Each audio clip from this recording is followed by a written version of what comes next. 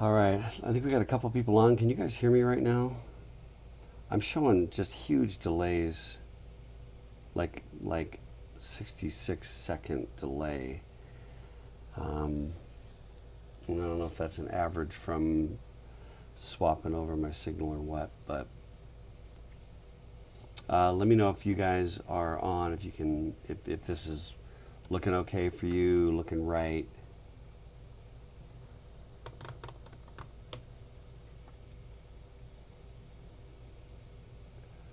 Okay, that's showing live now. All right. Let me see. This is going to create an echo. Okay, all right, I see you guys. All right. You know, I've been to this point dropping a link onto Discord and shooting a link via Canvas. Do I need to do that? I guess that's kind of one of my burning questions, is whether I need to do that. Hang on a second. I'm not sure if this is being dumb.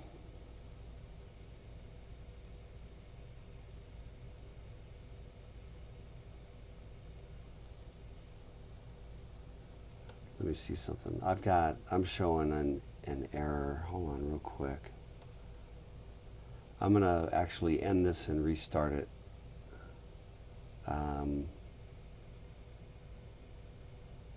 Is there anything else I can do there?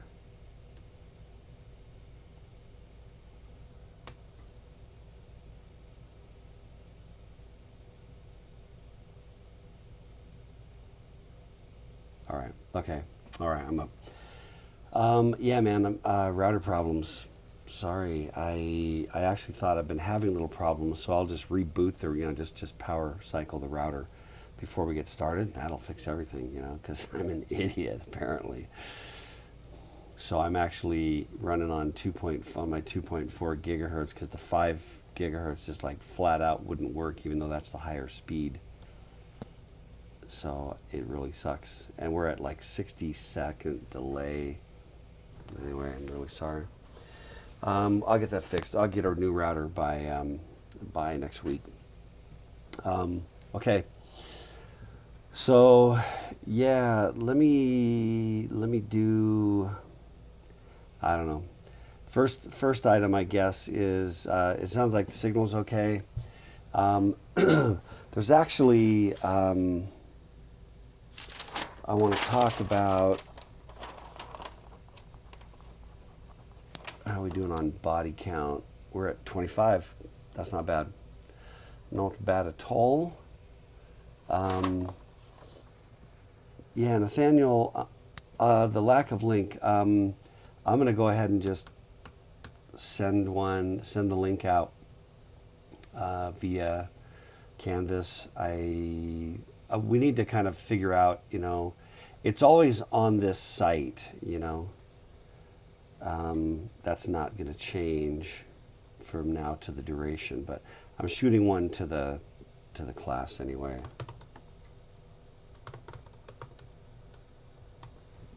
Boom. Okay, so I just sent one out to the class via Canvas as well, and then I posted the link on Discord. And then you really just have to go to my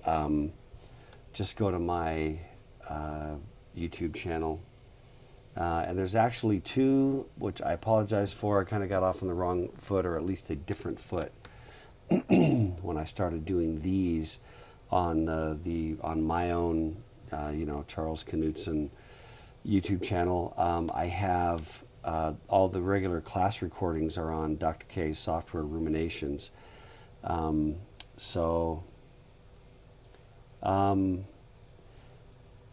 so Devin, this is really a good question, right? If everyone's on Discord, then we shouldn't need links in Canvas. I agree, and I would rather not have to send links out in Canvas. I'm just trying to cover my bases. But so there's actually a couple things I wanted to talk about. Some of you are in 340. And yesterday we did a bit of an experiment where we pivoted over to Discord for kind of voice chat, just kind of opened up a voice channel, and I kind of liked it. The downside is, so here's what if we want to try, I want to just get your feedback and see if this is something you want to try. Right now, I'm showing, my OBS is showing me 66-second delay, which I assure you is not what it's configured for. And I'm pretty confident it's just because of the fact that I'm running on the 2.4 gigahertz Wi-Fi instead of the 5. And so it's just a bandwidth reduction. In fact, I'm just going to run a quick, just a quick speed test to see what kind of bandwidth I'm rocking here, and that might help me make a decision. But here's what we did yesterday with 3450. Okay, what we did was we let the video run, and so that YouTube Live just continued to kind of be the repository or the place where it was going out, being anybody could watch, that kind of thing, and it automatically saves it. The file gets saved, and but what we did was everybody jumped on Discord for voice channel. And the big advantage to that was that it allowed a lot more interactivity instead of a freaking 66-second delay. And so, but then what everybody has to do to pull that off is just, you can keep YouTube going. If you don't have, if you're on your phone, so you've kind of got to either do YouTube or Discord chat, then you can either just sort of watch it on YouTube and not engage on Discord, or you can jump on Discord if you're, and not be on YouTube if you're just running off your phone. So I guess the first burning question for me is, what do you want to do about that? Because I thought for those who were there, I thought it worked. I thought it worked fairly well. Okay. Okay, Dallin, I'm going to do this one more time. There's the Discord invite. Okay, so yeah, so burning question. I need to know what you think about that. Do you want to jump over and do chat via Discord for the voice, just kind of a voice channel? And again, the slides get out of sync. You bet, Dallin. The slides get out of sync, but we'll be live in terms of talking. It'll be a lot less latency. Let me know what you think about that. I'm just going to pause for a second. And while I'm waiting for your feedback on that, let me see. Just FYI. Okay, very interesting. It's making a recommendation about a stream bit rate, and that might actually help us. Let me see. Hang on. Sorry for the overhead, man. Every dang time. Okay, I am going to change that bit rate, and hope we'll be okay, and that'll help speed things up. We're also at 32% dropped frames, 33. That's no good.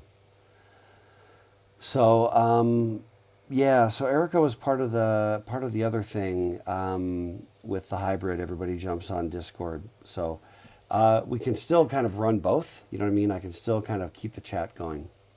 By the way, my capacity on 2.4 gigahertz is only 4.5 megabit upload speed, which is kind of critical since I'm producing, and about 15 megabit download speed, which is a lot less relevant right now since I'm producing video content and not watching a movie.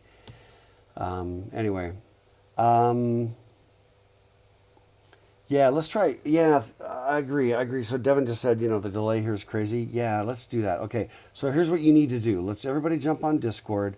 I'm going to open just a general channel.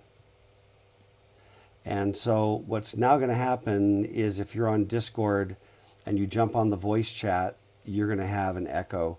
So what I suggest you do is leave YouTube live going. So you've got the video feed. It'll be out of sync. And then just mute YouTube so that you'll have the live, mute the sound on YouTube. Okay, so everybody jump over. And then, Joe, are we okay on Discord, Joe? I got Joe's over there right now. How's that sound coming through on Discord, Joe?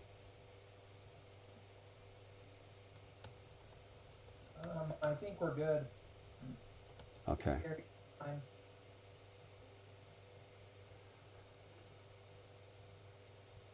All right. Okay. Yeah, so basically just you have the choice, okay? You kind of have the choice on how you want to do this. Just to reiterate, if you want to just stay on YouTube and run the whole experience from there, that's great. I mean, that's fine if you want to do that. It is going to be some pretty bad latency. And if you want to do the audio on Discord, which I'd recommend, so we can do a little more interactivity, I'd recommend that. And then if you do that, just mute out, just shut the sound off on YouTube so you don't hear the echo. And then when you're on the voice channel on Discord, just keep your mic, just keep it muted until you need to talk. Okay. All righty. Okay.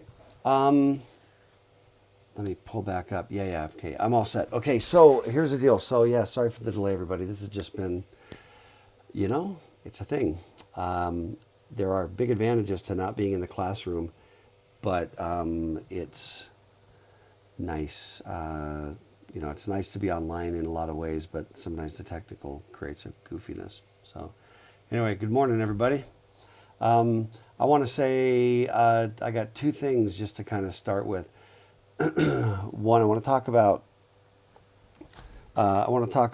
the Java project. I want to talk about grading at the university down the stretch. And I also need to really quick just tweak my settings on Discord real quick. Sorry.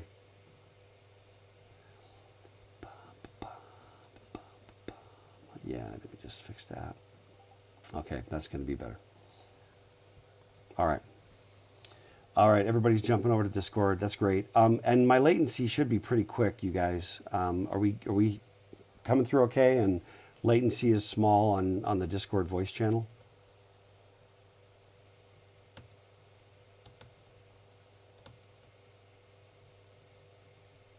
Okay, all right, thank you.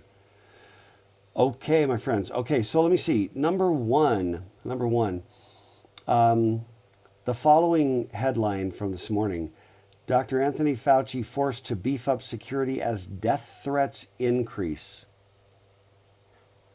Put that in your what the literal hell category. Okay, that is I just want to just put that out there.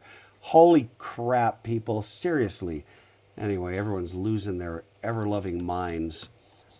That's all I want to say about that. I hope you're being safe, and that family is well and healthy, and everybody's healthy. I know it's a little tough because we're still right in the middle of flu season. We're still in the middle of flu and cold season. So, it's just really hard to know. So anyway, I hope you're doing okay. Okay, let me talk about, I posted this over there for a reason. Let me blow that up for you. And I talked a little bit about this yesterday in 3450. But this is at present the official policy, and I just wanted to make sure that we kind of talked about it. I am not the expert. I'm not an administrator, right? So I'm kind of accessing, for the most part, the same information that you do, but I want you to have had a couple of conversations. Should I make that even bigger? Okay, actually, let me jump over here first. this is the university guideline, okay? And so starts with a bunch of words that we already know what the words are going to be. COVID-19 has changed everything, right? And next message, keep going, words of encouragement. 2 thumbs way up for words of encouragement. Now, here's the part, and we can ask, apparently, the volleyball from Castaway. The guy couldn't find work after that movie. I'm not sure what happened. But these are the options. Ask Wilson. Wilson! Okay. These are the options. They're strongly recommending that you just kind of like stay the course, run the default, which is letter grade. We do the drill just like we always did it. And I think that they're just anticipating that there's enough. Yeah, I'm with you, Ethan, on that, man. Who are the idiots threatening Fauci, man? He's like the voice of reason in this whole thing, my opinion. Anyway, letter grades. And I think it really is the best option. But these are options. And by the way, you have to do something with the university to kind of like make this happen, I believe. And you've got until, I think it's April 24th was the last word that I had on that. If I've got my notes here. Anyway, I can't find. I'm pretty sure it's April 24th was the date by which you get to choose whether you're going to get a letter grade or the credit, no credit, or withdrawal. Okay, but then this is just the key. All right. You know, you have to be the ultimate judge on what you do. But if you choose the credit, no credit, you know, you get either a CR or an NC. Essentially, no credit means, you know, you didn't earn the credit. It's kind of like a failing grade or a withdrawal in a sense, but your GPA is not affected, but you don't earn any credit. And the CR requires that you earn what would have been the equivalent of a C minus or higher, okay, to get the CR. Logistically, you got to figure out what's the right play. As to whether it even makes sense at all, you know, in the first place, you know, if you want the grade so you can jack your GPA, or you just want it to just kind of look okay, that's all great. If you feel like your GPA is gonna get trashed or whatever, you got to kind of make that decision. But this is the key right there, that you can have negative. This can have negative consequences. See below. So I want to just draw your attention to that. So it's not just like, woo, yeah, credit, you know, I don't care about my grades. Some of you really don't care about your grades, as long as you get the credit and move on. And I get that. And then there's also withdrawal. Now, first of all, if you're an international student on a student visa, you don't have either option 2 or 3. You don't have that option. And it just has to do with immigration law, you know, how the visas work, and that's a thing. So take that up with whoever. I'm only the messenger. But the other thing, too, about whether you're going to do this, I would just say, if you can, just avoid it and stick with the letter grade, okay? But for some of you, you know, there's whatever, you're just dealing with you know, depression, anxiety. This is pretty freaking depressing for everybody, you know, at some level, right? So and it's just distracting as hell no matter what you do. You know, just the whole rhythm of everything and trying, you know, the isolation. I think it's just distracting for everybody and harder than normal for everybody. You know, so Devin, I don't know where you actually officially make that decision. I really don't know. And this, by the way, that link. Let me give you that link. Is that the one? Yeah. Let me drop it. Drop it in the YouTube chat, and I'll drop it over here on Discord as well. Okay. So you can just kind of look that up and just see, you know, what the links are and things like that. Okay. Okay. But anyway, back to how do you decide, understand the potential consequences. So I just want to point you to these. You got to read it carefully, okay? And then there's this link right there, which is about financial aid, what the impact is on financial aid. So if you've got Pell Grants, loans, or scholarships, you might be impacted if you do pass fail. Okay? And Ammon, I think that's absolutely right. It just remains letter grade if you don't do anything. It just stays letter grade. Okay? Now, program requirements. The way the program requirements thing works in computer science is that matriculation courses have to have a letter grade. Okay? And those courses are, you know what they're. It's not this one, and all of you are past it, but it's like 1400, 1410. My notes, I don't even know where they went. But, you know, there's a handful of matriculation courses. You know what they are. Only those have to have a letter grade, and you don't have the option. So for 4450, you do have the option of doing it. You know, look at the graduation requirement, the GPA to graduate. You know, so they don't hurt you. The credit, no credit doesn't hurt you. Doesn't help you either. If you kind of like need your A in this class to bump, you know, then you wouldn't get it. So just keep that in mind. Look at prereqs. Again, 4450 is not a, I don't think there's anything that has this as a prereq. I think this is terminal as far as the program is concerned.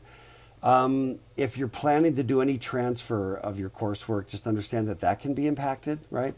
I kind of told the story in 3450 of a similar thing where I transferred from Iowa to BYU, and I had a pass-fail class at Iowa because it was a PE class, because in order to get PE credit at Iowa, the course had to be taken pass-fail. Weird. I earned an A, but I had to take a P.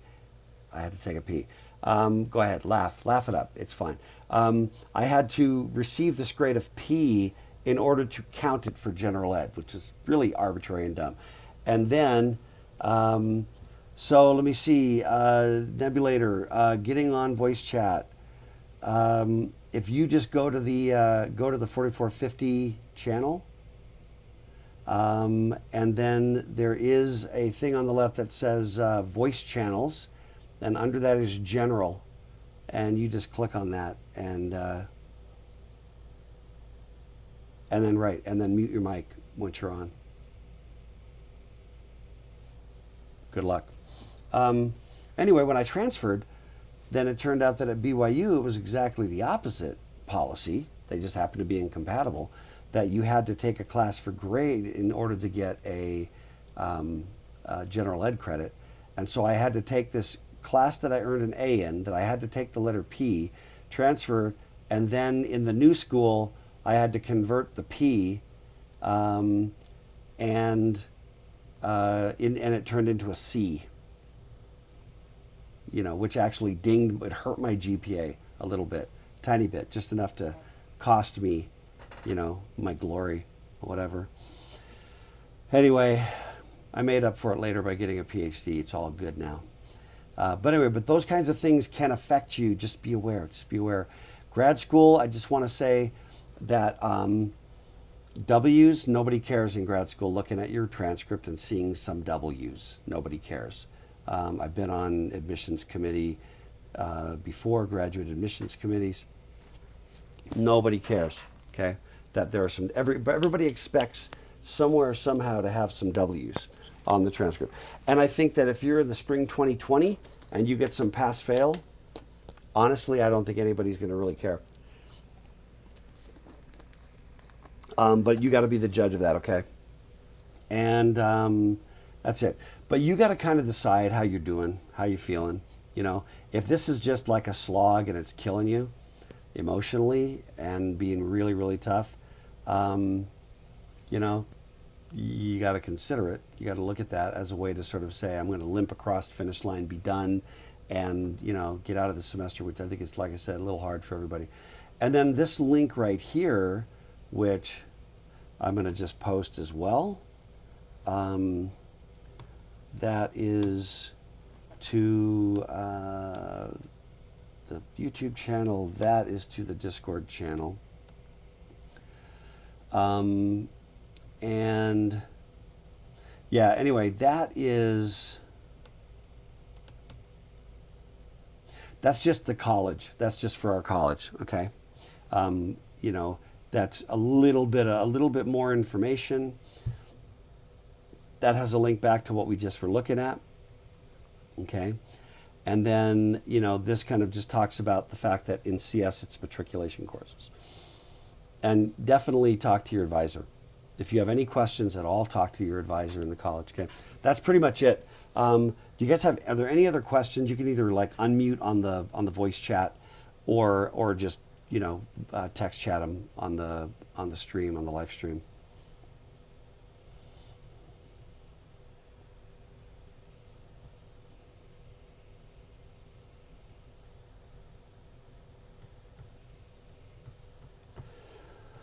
Everybody else, any other questions? Y'all good? Everybody good?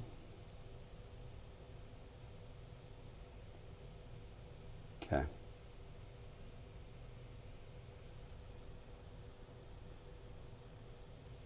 All right. Okay.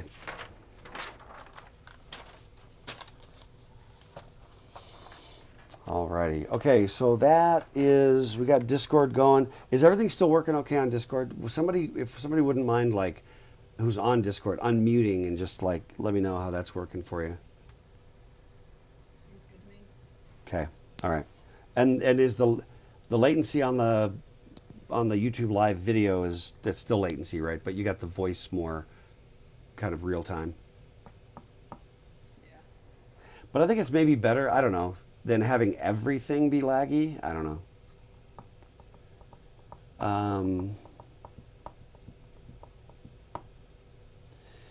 Yeah, okay. Yeah, okay. So let me see. And then Travis. Um, yeah, it's an interesting question. And Travis just raised a question about the fact that we're offering this credit, no credit, and pushing back the date for a W. Um, you know, uh, why don't we just change matriculation? It's a good question. I'm not involved in those decisions, but I presume that if there were individual circumstances, that would try to work with you. I mean, I would, but I don't know. I don't know. I really haven't been in those conversations. Okay, next thing. So that's grades. I want to talk about the Java project. So Cameron, aka student, had raised an issue over on in the last class, and then we created a channel.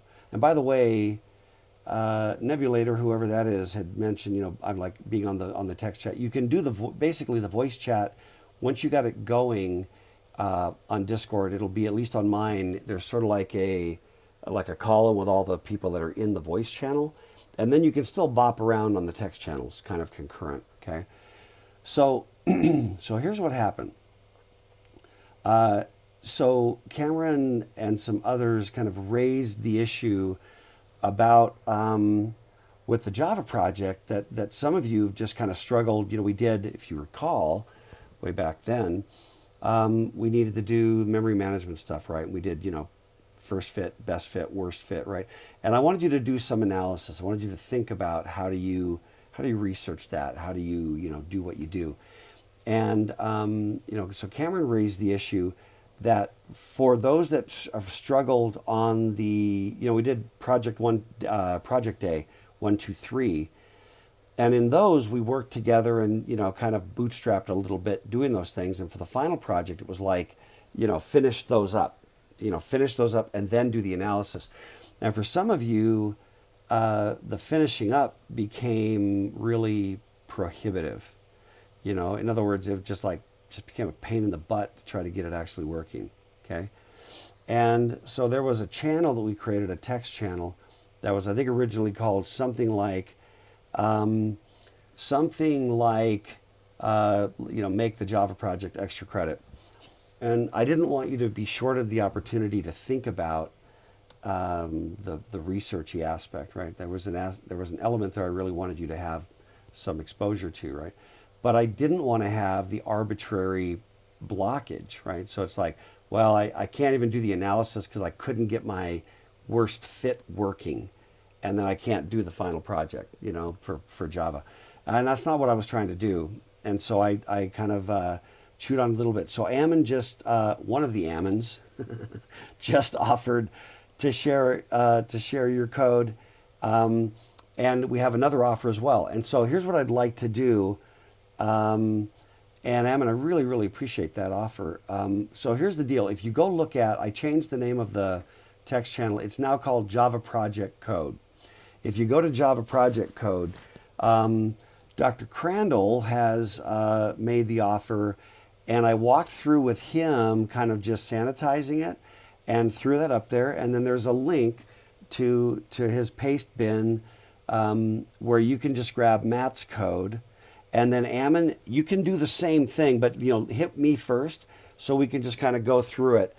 All I want to have offered up there is essentially just, there's the class, classes, and you've got the ability to just call the methods, instantiate a memory, and then just create your own. You've got to create your own scenarios, okay?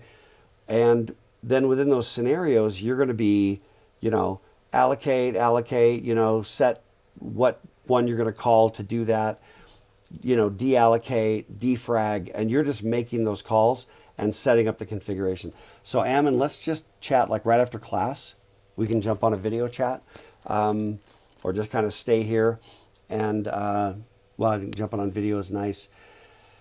And we can do a similar code review. Then you can grab Matt's, you can grab Ammon's, it doesn't matter. I'm going to probably change the project slightly next time around. So if you got a little sister coming up in the program, not going to help them. And or you know what I mean? It's not going to be like, oh no, someone's going to have my code and they're going to cheat this project forever. We're going to do some changes to it. So that won't matter.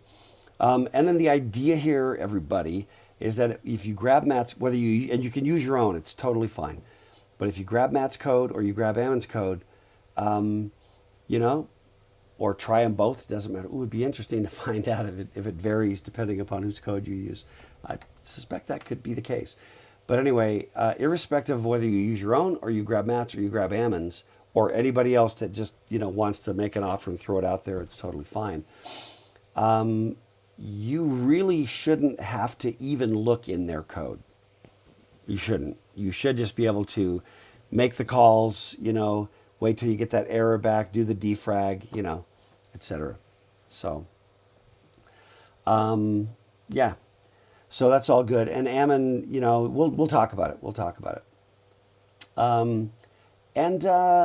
So the question is, if we do an analysis between different people's code, I think maybe might be interesting to do an actual analysis across that. That's after you've done the other thing well enough. Yeah, I'd be game for that.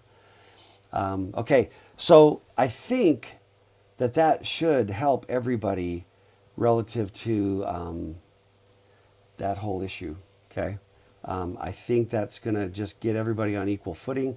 Deadline, not worried about it. Let's end of the semester. I don't care, right? We've got 3 weeks to the end. So I don't care. Okay, I got rid of those. So I want to do one thing, and it's so hit me with anything else you got. I'm going to pivot. If you got any other topics that relate to any of that stuff we've been talking about. Anybody got anything? Before I just jump.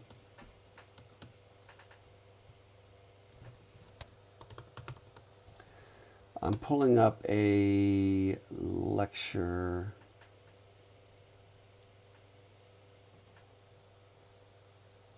Let me see.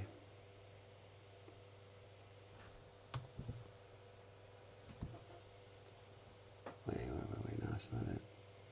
Stop.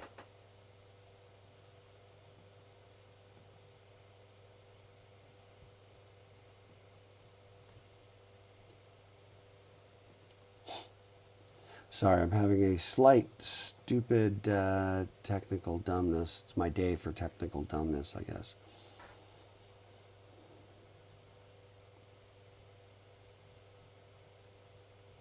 One other thing I'm curious. While this thing is like loading, am I the only one who's finding it essentially impossible to not touch their face? I can't. I mean, now granted, I'm pretty much just, I'm pretty isolated. Okay. I haven't seen a human, in a couple days. So my world is my world. So, and I'm definitely careful as I'm going out and coming in. But anyway, am I the only one? Because that is like, and the beard's not helping. Right? There's always, for those of you that have the beard factor, there's always just that little bit of itchy. So I apologize for being a bad example. It's tough, especially depending on, but there's some itchy stages. Sometimes the beards go through some itchy stages, and that's tough. Yeah, man. I think I'm an extreme face toucher. That's my problem. But I'm trying to be an extreme hand washer. So, anyway. Okay, here's what I'm going to do. I'm gonna pivot just a little bit, and in the sense that I'm talking metrics. And this, by the way, is an old lecture that I put together in my software engineering class when I was at BYU. And I need to just get my chat back visible. Okay, so what I want to do, I want to just give you the problem that what I think everybody's suffering from just a little bit with this this last project with Java is like you don't necessarily know how to do that, right? And this class is called Analysis of Programming Languages. And so what does that even mean, right? What does analysis mean? I mean, it can mean, just be aware of the paradigms. That helps you to analyze. Cool. The programming language paradigms. Be aware of the different features. That can help you to analyze. But I don't think we do a ton of real careful analysis, okay? In the sense, certainly not like statistical analysis or kind of measured analysis, okay? So what I wanted to do, and this is the first time I've done this, it's always for the first few years of any new class that I teach, it's just, you realize where the weaknesses were and what you want to try to change. And yeah, I really like all the comments about touching your face. There's a link to, there's this guy, he's been on Jimmy Kimmel.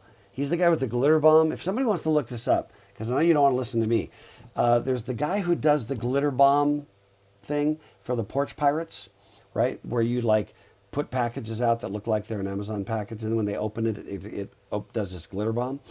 And that guy is like a master's degree in mechanical engineering. He's a BYU guy. And if that's not offensive to anybody, being not a Wolverine, if you want to check that out. But that guy did a study on viral spread where you put this like powder on your hands that is only visible with black light. And, did things like just put it on a teacher's hand in a classroom and then just shook hands with the first like 5 students that came in that day. Nobody else. And then just like walked around the classroom at the end of the day with the black light, just seeing where the powder on one person's hands had spread in that kind of group environment. Anyway, if anybody wants to find that link, it was, this guy does these videos. He's fantastic. He also did a thing where, what was it? It was a dartboard that if you throw the dartboard would actually track the dart and move so that it was a bullseye every time. It's pretty good stuff. Okay. Anyway, check that guy out if you can find it. But in that thing, he talks about, oh, thank you, Ward. He talks about the number of times, there we go. That's it. I'm going to throw it on I'm dropping it over on the YouTube chat as well for those that are over there. Anyway, yeah, he talks about, and some of you are like, screw you, Dr. K, I'm going to go watch that guy. I understand. You can always watch this later. But he also talks about like how many times you touch your face and how he like sat there and deliberately tried, and then ran the video back and counted. It's just so hard. So dang hard. Okay, so I want to talk about measurement. I want to talk about metrics. It's kind of a foundational concept of things. before you can really do certain kinds of empirical analysis. Okay, so enjoy this. Okay, metrics. So we call these things metrics. Okay, metrics are simply things you can measure, measurements of all types. Okay, so it's kind of a fancy word, right? It's like I don't know. It always seemed a little pretentious to me. We're going to need some metrics. Oh, you mean some measurements? And I think initially I probably always thought they were approximately equivalent, and that metrics was just pretentious. I've kind of come to realize, over the last 40 years or whatever, 30, whatever it is, since I first encountered the term, is that a metric is a particular kind of measurement. It's a particular measurement that you kind of like name, and that it has some rules about the measurement. Okay. And so here's an example. Okay, when you try to do empirical research, it is a struggle when you're trying to answer certain questions. Okay, now here's an example. Okay, an example would be, let's just take the current pandemic. Okay, one of the biggest sort of metrics failures in metrics. And granted, journalists are not well known for their mastery of stats, nor frankly, and I mean, this is not a political statement. This is a general observation that I've seen my entire life about journalism, whether it's print or, video, audio, whatever, is that journalists often really struggle with detailed analysis of just about anything. So they wind up kind of reducing everything down into some kind of black and white, and the realities are always nuanced. They are never really truly black and white. Okay, so for example, you'll see headlines right now that'll say things like U.S. leads the world in coronavirus cases. Okay, this is not known to be true. It's also not known to be untrue. It's unknown. Confirmed cases, absolutely, and these are not the same thing. Okay. Cases and confirmed cases, cases cannot be known. That's the bottom line, the actual number of cases. And it's also true for the seasonal flu. When people are like, there's just as many. Anytime anybody makes statements this is a perfect example. Frankly, this pandemic is a really good example. There's so much bad information floating around. And not because it's an out and out lie, but just because it says something and acts as if it can be known when it's something that actually can't be known. Does that make sense? Do you see the subtlety there? So if I say something like, the U.S. leads the world in confirmed coronavirus cases, yeah, there's no question. And it's at this point, hang on, I've got my daily data update right now. And my daily update as of right now is that there's approximately twice as many confirmed cases in the U.S. as there are in Italy and Spain. Okay, Italy or Spain, which are each at about 110,000 confirmed cases. Even this little graphic, I'm going to just shoot the graphic at you. But even my cool little graphic, which is coming from the New York Times. I'm using this particular graphic just because it's hard to just get really good data visualization. Okay, and I'm going to drop this. All right, I'm dropping this over on the Discord channel. And so you can see what I'm looking at. Okay, and then what I'm curious about is, if I jump over to YouTube, can I post the picture? No, it's just going to give me the title. I can't post the picture without a link. Okay, well, that's going to be, what I can do for the folks that are on YouTube is right there. Okay. Let me see. Is that showing? Is that not showing? Okay, here's why. It turns out that when I have a slide thing going, then, yeah, no, you got it. Wait. What am I? Let me try that. Actually, we're good. Okay, I want you to just look at this for a second. This is really it's a perfect example because it's so relevant right now, okay? There's a couple of things, just scout this graphic for a minute, okay? While I touch my face. First of all, you've got words right here, per 100,000 people. Where's my mouse? Right there. Per 100,000 people, per 100,000 people. That's like 3 words if you take that number as a word. And then you just go cases. And I'm sorry, it's just not accurate. All they had to do was say confirmed cases, and that's accurate. Now, even that you realize is not perfectly accurate, right? There's a case that was confirmed like, 3 seconds ago that's not on this graphic, right?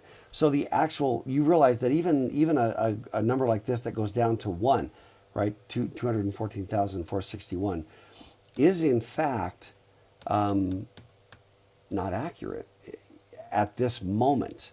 Does that make sense? It is always, so in other words, every measurement, everything you measure is inaccurate the instant after you measure it, okay? So there's nothing that really holds on. Now, it turns out that approximations are valuable. They're valuable. So just because you can't know what a precise number is doesn't mean it's not valuable, okay? That's why you study big O. It's why you study, orders of magnitude. It's valuable to say my algorithm runs in, n cubed and yours runs n log n, and we're going to use yours even though it takes 3 times as long to code it, right?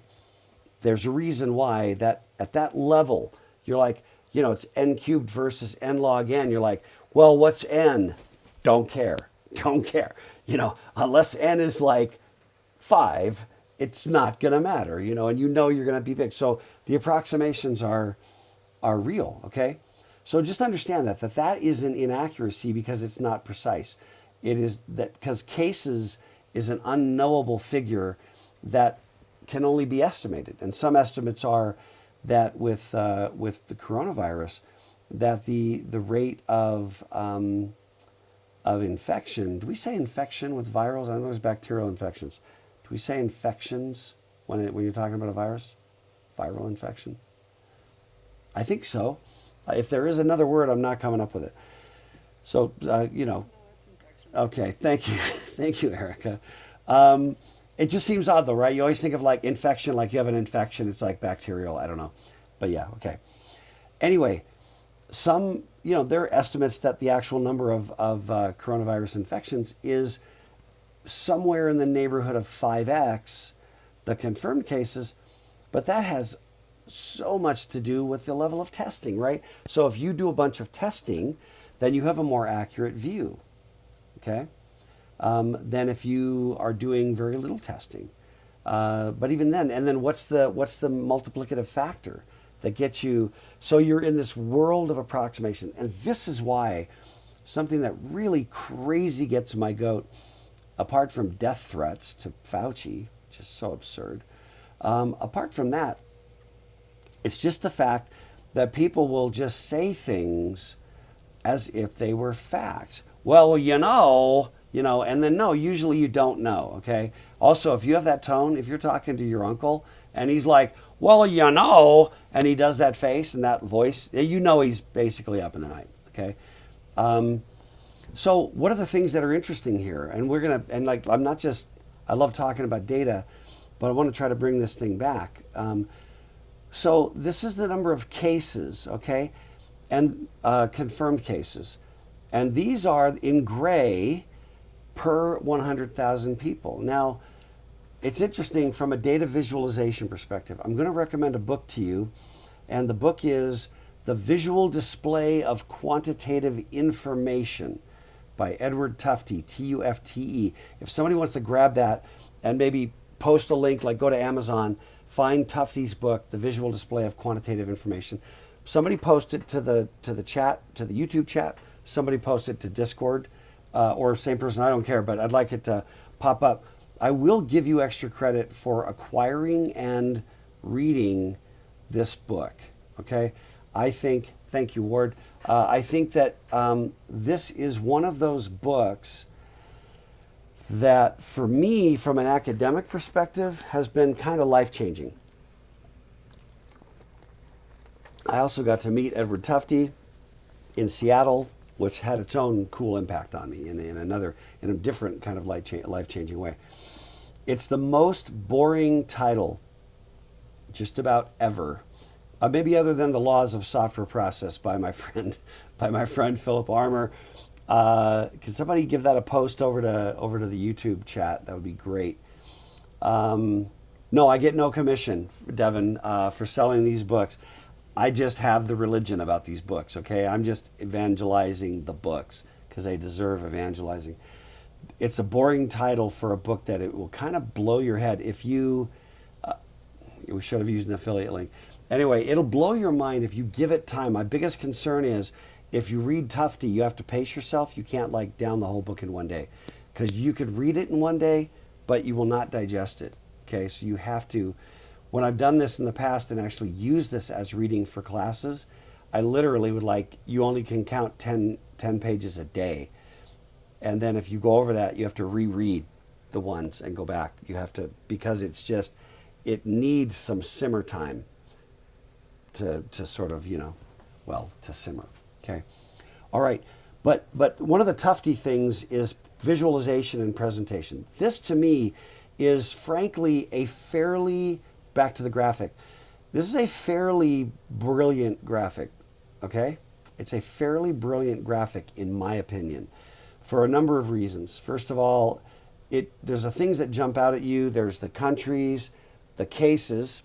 That's a failure. It should say confirmed cases. And deaths. And that's kind of like the big thing, right?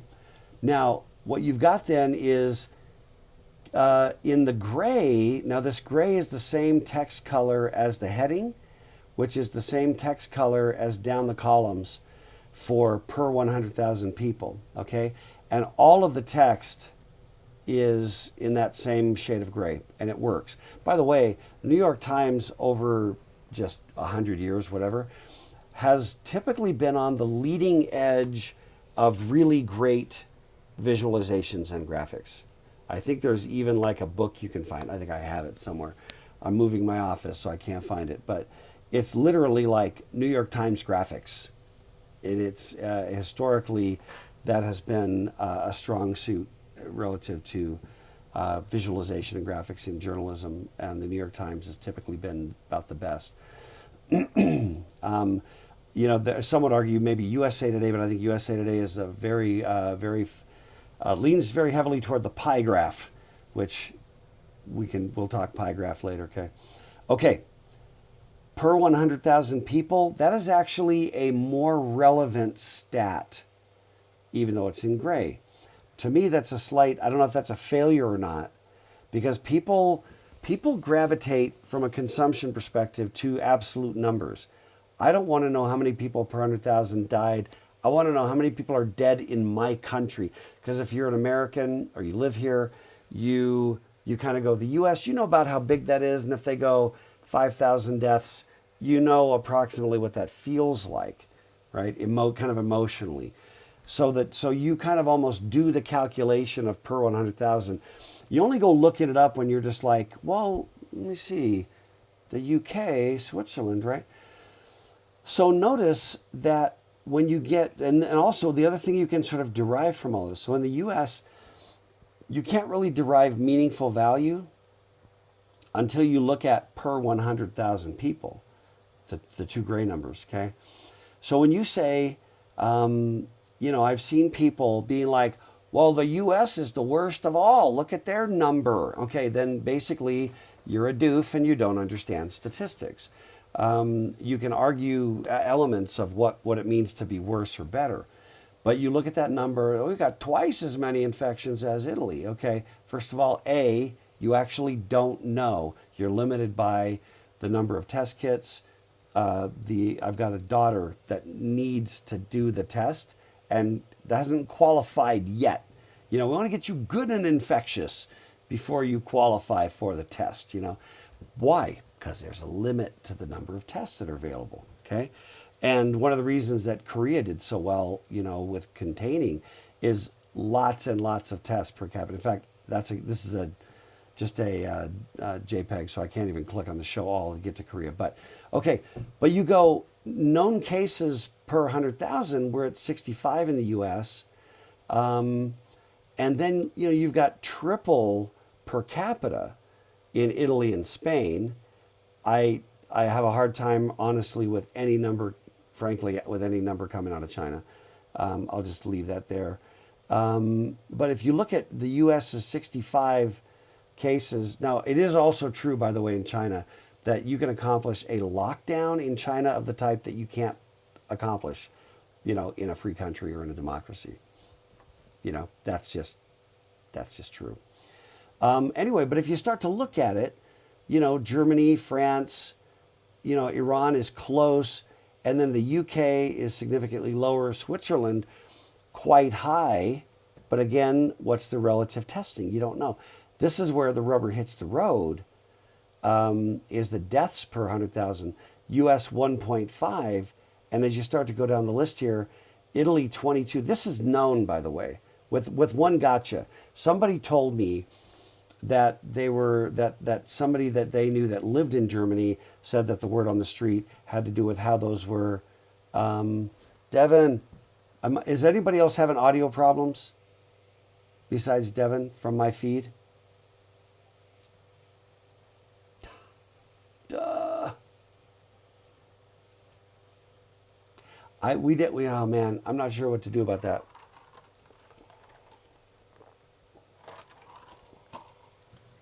By the way, yeah, and that's tough. We got to think about doing Microsoft Teams also. It's kind of a sanctioned thing. You can log in with your UVU stuff, and I might try that next week. I'll give you updates whether we're going to try that. Anyway, I'll try to keep doing. Okay. Anyway, I hope this is interesting. I hope this is, I mean, you're like, what does this have to do with programming languages? Well, analysis of languages, everything. Okay. And I'm just using this as a live example. Okay. So I hope that this isn't like, you're not rolling your eyes going, what? You know, and one of you will go, Dr. K only likes to talk about the coronavirus. Whatever. I like to talk about data. 1.5 in the US, that's deaths per 100,000, okay? Deaths can be known. Okay, but somebody told me that in Germany they were fudging the numbers, and I don't know this. You understand that I can't actually know this, but that, you know, but that they were fudging the numbers, you know, with basically, if there was some other cause of deaths, like, you know, like you got high blood pressure and asthma and you die, then they put your death down as asthma. I don't know if that's true. I don't know. One data point from one person on the street. I've also got data points from people on the street in China, you know, and I've got, you know, data points from people that I know in Italy. And, you know, so, I mean, honestly, data is just tough. Okay, so Germany 1.1, you're down around the US, France 6, Iran 4, UK 3.5, Switzerland 5.1, Turkey, you know, don't know. But I do know that the more extreme the ability to lock the whole thing down, meaning, you know, essentially, as a general rule, the fewer general liberties in a country. But do you understand do you see how many confounding factors come into play, even on something like deaths per 100,000? And you pretty much know when people die. But, you know, there are theories in some circles that we actually don't know, depending on the country, how many people are even dead, you know, and how many people are dead because of COVID-19. Do you see what I'm saying? And then the other thing you don't have is the fact that the U.S., this is a curve. You're following a curve. Okay, look at U.S. and Italy. You're following a curve. That curve in Italy started about 10 days before it started in the U.S., before you hit some sort of critical mass. There's some other graphics that I can show you, you know, that some of my other favorite graphics that I'm playing with, and I hope you're not like, Dr. K seemed so giddy about the coronavirus. No, I'm giddy about data, and we're all traumatized about the virus. Okay, so here's another one. This one I kept it on the page because I got a little bit smarter. Okay, let me bring that thing back. Right. So, and this is BuzzFeed. Again, what I like about this is just the graphic and the data.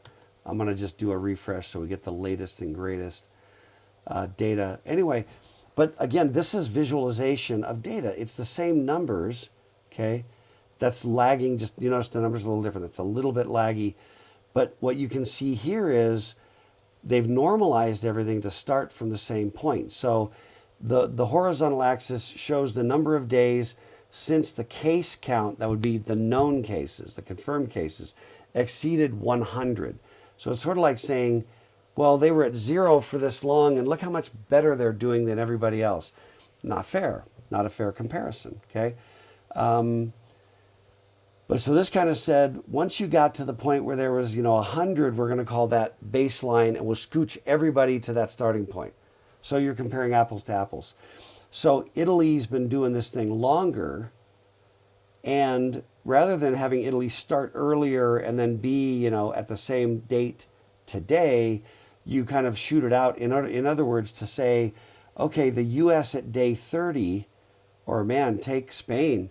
Spain at day 30 is dramatically worse than Italy at day 30. And we've been hearing a lot about Italy. Well, you look at this and what can you project, do some analysis. What can you project? You can project that since the curve is still holding, if anything, if my eyes are not deceiving me, Spain's curve is, I think, slightly steeper than Italy's, but they are at a higher, at that point, 9,400 compared to 68. That's almost a 50% higher, rate, and they're similarly sized countries. It doesn't bode well for Spain, in the next 8 days. It looks really, really bad for Spain in the next 8 days, depending upon learning the lessons from what happened, right? Anyway, and then here comes the U.S., and you can see that surge right there, that tip up on the curve. Okay, so what I'm trying to do is just help you to just use an example now. I want to kick back to the slides, but I want to just, use an example to try to illustrate something that's really relevant and has meaning to us. How difficult it is to just know things. It's really, really hard. And so this is why I have a general skepticism anytime anybody in any context tells me that they know, as opposed to my best guess is, or the data seems to suggest, or data seem, if depending upon whether you view data as plural or singular. If somebody says the data seems to suggest, okay, I'm listening. Here's what we can tell so far. It looks like this. Here's what we're seeing, and then is readily willing to state their caveats. Okay, now you have as a data, analyst, you have my respect. If somebody says, why are you asking questions? The science is settled. You've lost my respect. From a data analytics perspective, you've lost my respect. Because when you're dealing with predictive analytics, you never frickin' know, and the science is never settled. And when you're doing predictive modeling, which again, it all comes back to software engineering and understanding, the decisions we make in software. Anytime you're in the world of predictive analytics, you are always in a world of evolving understanding and evolving modeling. And then one other factor, whenever you're in a world of predictive modeling, you're doing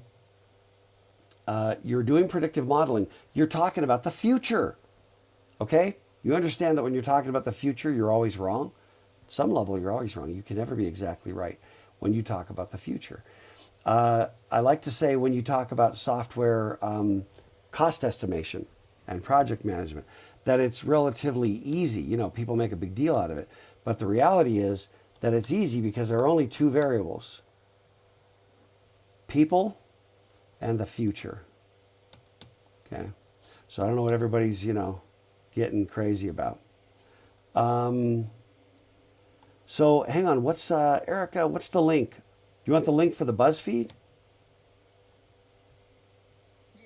Oh yeah, yeah, yeah, I was looking for. yeah. You bet. Hang on. Thanks. Yeah, I was the my screen management gets all out of whack. And by the way, if anybody's interested, let me throw the New York Times thing. Let me see. I think it's really just super valuable to. I literally just keep these tabs open, and I just keep the tabs open and just refresh every day because I just find these visualizations to be super valuable. Okay. All right, and then let me just to be fair. Would somebody mind just moving those over, just copy and pasting those over to the YouTube channel, so I can resume my amazing rant that I was involved in. Yeah, thank you, Erica. Okay, so what's my point? What is my point, friends? My point is that when you're dealing with predictive analytics, it's always best guesses. Now the guesses can get good, but it's always still best guesses. Relevant to all of this, I will not give you extra credit, but summer reading. Read the Foundation trilogy, which is a really great sci-fi set of books. Isaac Asimov, who was a chemistry professor by day job, and it's really a book about really a book about predictive modeling. And then a thing happens that is a disruptive event that nobody could see coming. Boom, here we are, coronavirus. Similar kind of a thing, right? You can do everybody who made a prediction in January about what was going to happen economically this year, right? It's the future. It's the future. You don't actually know what's going to happen. You can't predict it. Okay, so anybody who tells me they know what's going to happen in 5 years or 10 years or whatever, and I don't care whether it's climate or whether it's health or economy or whatever, if it's in the future, I'm just going to start with a healthy dose of skepticism. And I don't just mean like skepticism like I'm anti-science. Like it's obvious I'm not. But I just mean skepticism in the sense of I want to see the data. I want to understand the data. For example, and then I want you to start thinking critically, okay? And then I'm going to come back to the slides to make me feel like we've made some progress here, But I want you to begin to think a little more critically. As an example, last night, when I should have been going to sleep, I was just like checking Twitter. I'm filled with self-loathing, basically, just about every time I go to Twitter. There's some highlights, but mostly it's just a bunch of idiots. And in particular, I stumbled on somebody was like, blah, blah story. And then the story was like, so-and-so did, it was like, so-and-so who is a good person does a good thing and a good thing and a good thing, and they got fired for it. Okay? And then what was interesting is what follows was, that's absurd. You need to call the news. Class action lawsuit. There was like, everybody's like, the mob assembles. Okay? Now you need to understand something. I have no freaking idea anything about this case, about this matter. On its surface, UVU just fired me because I have white hair. On its face, you have no idea, really, truly, what was actually going down. You don't. Okay? Really, truly, you don't. Unless you were the person in it, or an eyewitness or somebody there, and then the eyewitnesses don't line up, right? You're the boss or you're the employee. And the boss is like, no, this is what happened. The employee's like, this is why we have courts where people get to tell the story. All I'm saying is nobody said on that thread, there were quite a few responses. Nobody said, well, how do we know what, or nobody said, hey, where can I get, where can I get an eyewitness report, or where can I get the whole story, or where can I get the data, or where, nobody said that. And all I'm saying is that, it's really, really easy to just pile on, especially when it matches our confirmation bias, right? Evil group that I already know is evil. Wait, member of evil group that I already know is evil was accused of a thing. Oh yeah, you hate those. Sorry, I'm getting dry. You hate those evil people. They're so evil. What's my data? None. I have confirmation bias. It says what I already want it to say. So I pile on and join a lynch mob. Now, and again, I want to just be really clear, since this is out on YouTube for everybody. I don't know. It may be that if I knew the whole story, I'd be leading the mob because I'd be so outraged. That's entirely possible. It's also possible that if I knew the whole story, I'd be going, okay, no, nope. That's not actually, oh, you left out the part where the person was fired because they were embezzling. You know what I mean? I mean, stuff happens where there's a key issue and it's just dropped out of the story because it doesn't fit our own personal favorite narrative, which is driven by, which feeds our confirmation bias. I hope this has been interesting. And in conclusion, right, yeah, Nebulator, I don't know who Nebulator is, but yeah, you can find somebody to back up your case no matter where you go. Thank you, Nathaniel. Anyway, but what I want to just say, because I want to actually finish one slide in the last 30 seconds, metrics is just it's about measuring. Confirmed cases of coronavirus, that's a metric. Deaths in a given country, confirmed deaths, that's a metric. Every single thing, deaths per 1,000, death per 100,000, number of test kits available, that's a metric. Number of ventilators available, that's a metric. Rate at which the ventilator usage gets occupied, that's a metric. Every single one of these things is a metric. In software, size of the code, code complexity, amount of money I spent to do it, and these metrics get used to answer all sorts of questions, right? It might be, are we ready to ship the product? We have to have some way to tell.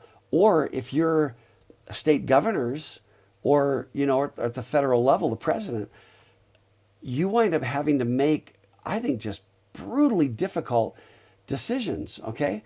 And the governors that I respect the most in this crisis are governors. There's some things I've heard, for example, out of Governor Cuomo of New York. You may love him or hate him, or his brother Chris, who's down with coronavirus, right? Who's CNN, what is he? He's a talking head. I don't know what their official title is now, but he's at CNN. Anyway, who is it? Andrew Cuomo of New York. I really love it when a guy's just willing to say, maybe we shouldn't have done that. I don't know. Maybe we should have done it sooner. Maybe we shouldn't have done it. Maybe we should, because what he's saying that is honest. So anytime anybody says they don't know, to me, that's just being honest. And I just really appreciate it in a crisis like that. Now, what I don't appreciate then are, biased reporting where somebody's going to stick a mic now in the governor's face and say, but Governor Cuomo, you said you don't know. Do you really not know? Are you just being stupid? In other words, the media often, journalists want so badly to have a story that, and I'm talking about this across the political spectrum. I'm not picking on one side or the other because everybody does it. Okay, they want a story, and stories sell best when they're black and white. Anyway, my grandmother used to read the National Enquirer when the only place you could get it was by buying it at the news. As you went through the grocery store, and then she would just say crazy crap, and just like, George Burns is dating Brooke Shields. To each their own. If those of you that don't remember George Burns, he's dead now, but he was this very old, actor, comedian. It's like, anyway, don't believe what you read, okay? Bottom line, be skeptical. Try to find your way down to as close to original data as you can get yourself. And the same thing is true of Am I bringing this back? Yes, I am. Same thing is true of analysis of software, right? Get down to the core information, right? As core as you can. Everything else is derived from that. It's not unlike Prologue, where I'm saying in that project you've got coming up, give me the facts. Keep the facts as limited as possible. This governor did the right thing is not a fact. Or the wrong thing, the right thing or the wrong. That's not a fact. Somebody died in this town on this day from these reasons. That's a fact. Probably a fact. Okay, you get what I'm getting at. So this is our summary. Sorry for going over. Metrics happen, this last statement, at the junction of important questions for which we need answers and specific quantifiable things that we can measure. And this is what we're going to get to next time. They're not the same thing, okay? The data we need to answer questions and the quantifiable things that we can actually measure are not the same thing. They are essentially never, ever the same thing. Okay? And if that's all you get out of this class, I think that's a huge takeaway. We're out of time. I apologize for that. I'm gonna get a new router. Well, let's think about micro.